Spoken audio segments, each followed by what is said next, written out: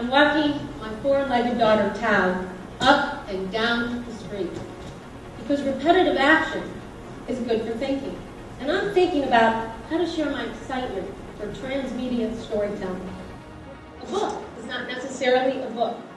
Consider the case of the pale ale, which we have dotted over there, by the way. A clever serial detective story that lives and breathes on the back of your bottle. I started a game company to extend, because I didn't want to have just a website that readers would come to. I wanted a destination where they could hang out in between and interact with the world. So basically it's the Card Soldier Wars. You deal yourself into the world and the Queen gives you a mission. We have a total of about 25 million stories that we have right now in obituaries. But that's it, it's the story. Where we're going is we're telling more stories about the life, sharing memories. It's not about having you sit down and write your whole story. It's about sharing memories, and memories become the story itself. So what we're all about on Legacy is capturing the moment, the obituary, but for those 20 million that are still alive, giving you a place to come and share memories. A lot of content creators get so caught up in creating their content in their story and getting it out, and they forget about the audience engagement on digital. And that's one of the best things about those platforms, is that you can communicate directly, you can get that feedback, you can build those communities. Everyone in here creates content, you're now a media company. Okay? Think about it as you're a media company, you're building an audience. Whether it's a project you're doing or many projects, you're building an audience around your brand as a content creator that you now essentially own and control. And you can move that audience from platform to platform, to show, to project to project. And you can see here, this is called the social landing page, and where he can bring his whole community. He can put his Twitter feeds, his Facebook feeds, audio, video. It's all for bringing your community to one place to catch up on what you're doing. To look at your last book on the bottom are some of his books that he's publishing with fast pencils, so you can have your own little bookshelf and click through to each one of those specific books. A lot of your popular TV shows today are serialized formats, and so through Amazon Publishing and the Amazon Serials brand, we've taken a stab at reintroducing the serialized work in a printed and an ebook form so that customers can read and interact with it. So what if big isn't big? What if small isn't weak? What if David hadn't slung Goliath?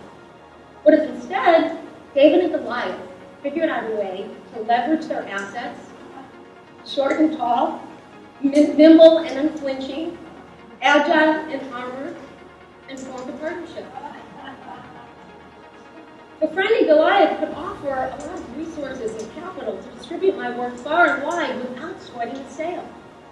I bring this up because there are amazing opportunities in technology that push the envelope on everything we thought was true.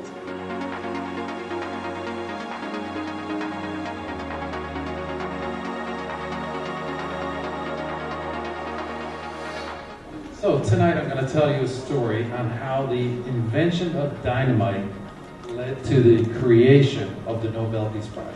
Mid-1800s, Alfred Nobel invents dynamite. Becomes the world's largest distributor of dynamite. Becomes very, very wealthy. His brother dies. The paper back then made a mistake and thought that Alfred died. It basically ran a headline, something to the fact of, goodbye, good riddance, to the guy who found a way to kill more people more quickly than any other way. Alfred had this unique opportunity. He got to read his own obituary and he said, this is not what I want my legacy to be. So he decided to take all the profits from dynamite and create the Peace Prize, the Nobel Peace Prize, which I think you all would recognize when I say Alfred Nobel, you would relate more to the Peace Prize than you would the invention of dynamite, although he did do both. So that's a little story about the obituary. Most people, however, don't get a chance to read their own obituary. Right? Not too many people get to do that. So just think about what is going to be your story? What's going to be your obit?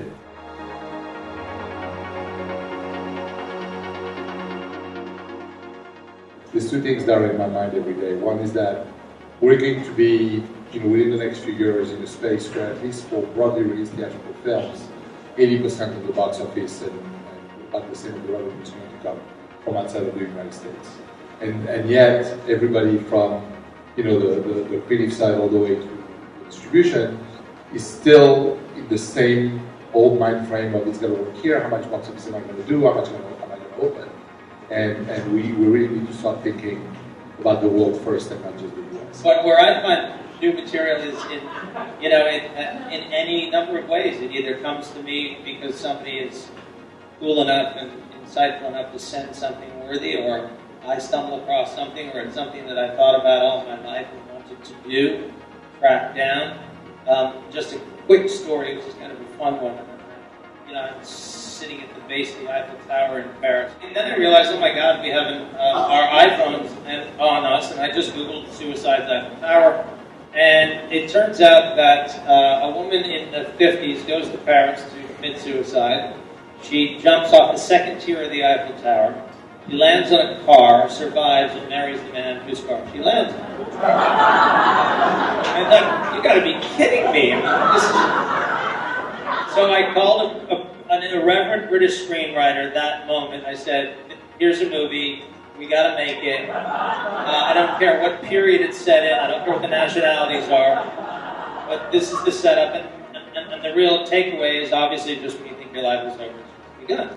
I was of the view that the people who starred in, wrote, and directed movies and TV were somehow born different than anybody else. There was some glow coming off them, and you could just tell from an early age that they were destined to do that. It's not true. I should have written in my free time to see if I had any aptitude for this. And I didn't, because I would come home from work and be exhausted, and then the last thing I want to do was do more work. And so I decided if I'm going to do this, I have to throw myself in the deep end of the pool.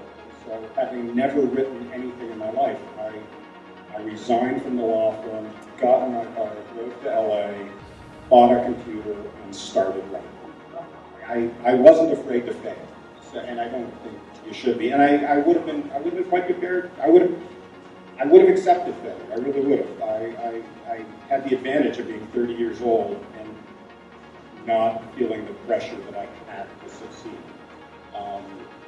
Because I think that's really dangerous for a writer. I think you have to write what you like. The way people now can watch either original shows on Netflix or other network shows on Netflix and binge watch them has allowed a different level of emotional intensity, a different level of engagement. People now can watch when they want to watch it. That makes the experience a little bit more novelistic, a little bit more like being able to consume a story when you want to, in the way that you want to. So I don't really think that stories change in the sense of, the character can write a blog and that constitutes a real innovation for a story, or the second screen constitutes an innovation for a story. But the way people can experience it, that can deepen the process, and that's allowed people to tell 150 episodes worth of a continuous narrative, with a continuous flowing set of characters that is different than what television was in the 70s, 80s, and 90s. I agree. We are storytellers, first and foremost. And my favorite thing that I give to any storyteller is the child in you. And if you can sit and tell me a story like I'm 6 years old and captivate me and capture my heart and hold me there on the edge of my seat as the hero that you've created, takes us on a journey, then I feel like I'm doing my job as a storyteller. Now remember, this is a story. So as I said about Alfred Nobel, guess what? It's not based on anything in fact. Al Gore, when he accepted his Nobel Prize, even told that story. It's a story that's lived for 150 years, but it's been recently challenged as to the validity of it. But that's the whole point of a story. It's a story. And if it's changed people's lives and it's changed the way that you look at things and you change your way or legacy, so be it. Yes, he invented dynamite. Yes, he started the Nobel Prize. Yes, he did start his whole contribution from dynamite to do the Nobel Prize. But was it because he read the obituary of his brother? We don't know. But it's a very interesting story, and in this town, this is what stories are all about.